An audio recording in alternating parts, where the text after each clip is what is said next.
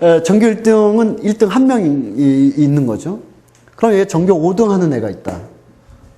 그럼 전교 5등 하는 애가 전교 1등이 되는 데는 전교 1등이 있기 때문에 그것이 이제 서로 자극받는 거죠. 전교 1등은 계속 전교 1등을 지켜야 되는 걸까요? 혹은 만약에 내가 정말 진실하게 기도해서 올바른 종교인이 돼야 되겠다.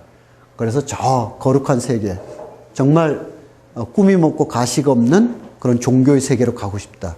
그냥 막 기도만 한다고 이게 될 일이 아니죠. 좋은 목사님이, 좋은 스님이 이끌어줘야 되죠. 채찍질도 하고 11조 내라고도 하고 같이 봉사활동 가자고도 하고. 그래서 게을러 터졌을 때 이분으로부터 자극받고 또 위로받고 이러면서 점점 올라가는 상호 관계가 있습니다. 대깔꼬마니처럼 얘의 입장에서 보면 제가 역시 타자이고 그렇습니다. 욕망이 너무나 많을 때, 흔할 때 그것은 이런 관계가 설정이 되지 않습니다. 대충 시험 아무나 봐도 다 전교 1등이면 열심히 안 하겠죠. 그러나 또 권력이라든지 이런 것은 훨씬 더 희소하죠. 현실의 권력이든 힘관계의 권력이든 권력은 굉장히 희소한 것입니다. 그렇기 때문에 욕망을 자극하는 것이기도 하죠. 저 자리에 내가 가보고 싶다.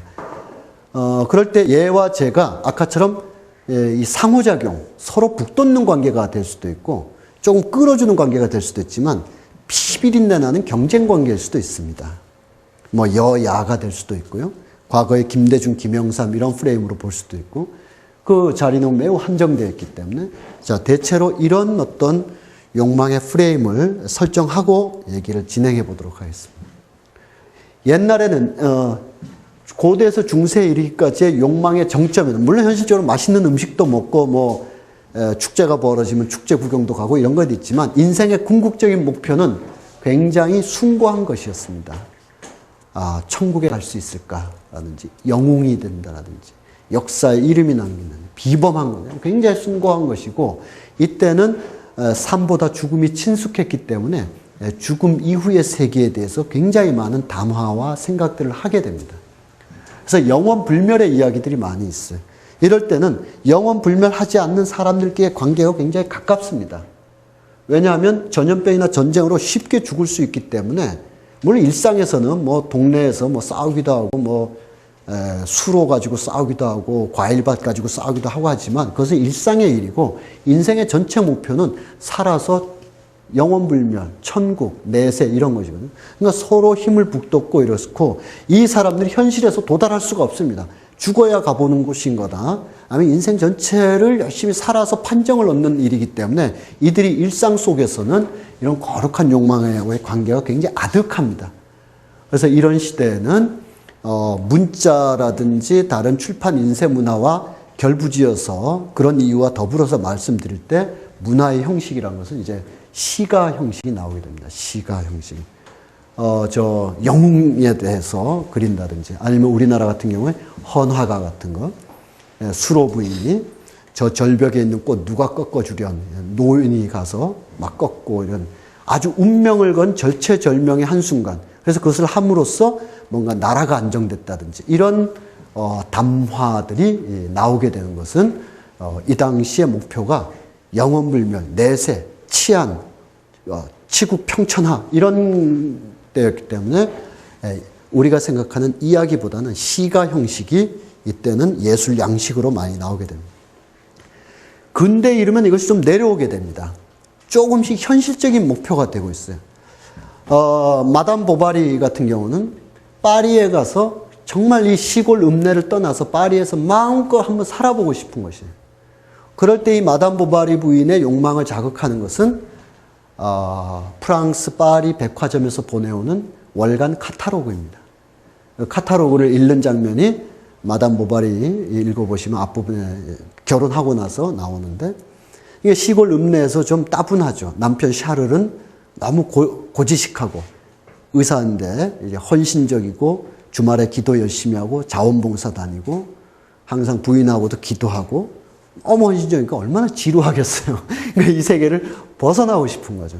벗어나려는데 난 벗어나야 되겠다 이런 생각도 할 수 있겠지만 그것을 더욱더 가속화시키고 촉매하는 것은 백화점에서 보내온 월간 카탈로그입니다. 그걸 읽으면 파리 부인들은 다르게 사는 것 같아요.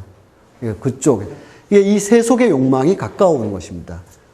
그러면 아마 18, 19세기에 거두절미하고 말씀드리면 크게 봐서 그 고전 시가가 지금까지 서정시의 형태로 남아있지만 새롭게 다른 양식이 나온다는 거예요. 소설이라는 양식이. 줄리앙 솔레리 파리에서 출세하고 싶다. 도스토옙스키의 많은 주인공들이 현실적인 목표로 막 서로 논쟁하고 이런 것을 볼 수가 있습니다. 20세기로 오면 이 욕망의 꼭지점이 점점 내려오게 됩니다. 내려와서 내가 진정으로 알고 싶은 것은 뭐 영웅 시가 이 시대는 떠났고요. 근대에서의 무슨 뭐 권력, 금, 막 이런 거가 아니라 나 자신을 알고 싶은 거. 내가 누구인지. 이것이 이제 19세기 말 20세기 초에 말. 그래서 이 꼭지점이 점점 내려와서 사실은 거의 그 일직선이 돼서 내가 나를 알고 싶은데 내가 누구인지 괴롭게 만들고 알고 싶게끔 만들고 괴롭히게도 만들고 방해도 하고 자극도 하는 상대는 누구냐면 나예요. 그냥 내가 나를 알기 위해서 나와 괴로워하는 거예요. 그러면서 어떻게 됩니까? 3인칭 전지적 작가 시점이 사라지기 시작하는 거예요. 완전히 사라졌다고는 말할 수 없지만 거의 1인칭 자동 기술법 같은 게 1인칭 오토라이트 같은 것이 나오기 시작하는 겁니다. 형식이 파괴되는 거죠. 이 형식 파괴가 이 사람들이 난 난해한 소설을 쓸 수가 있다. 이런 걸 실험하고 자랑하는 것이 아니라 카프카가 그랬고 계속 높은 성에 못 가는 거예요. K는. 율리시즈가 그랬고 특히 저로서는 굉장히 그 깊이 있게 읽느라고 읽었지만 아마 여기 계신 여성분들이 보시면 훨씬 더 금세 제가 느낄 수 없는 감각들을 느끼실 것 같은데 델러웨이 부인 같은 것들이 그렇습니다.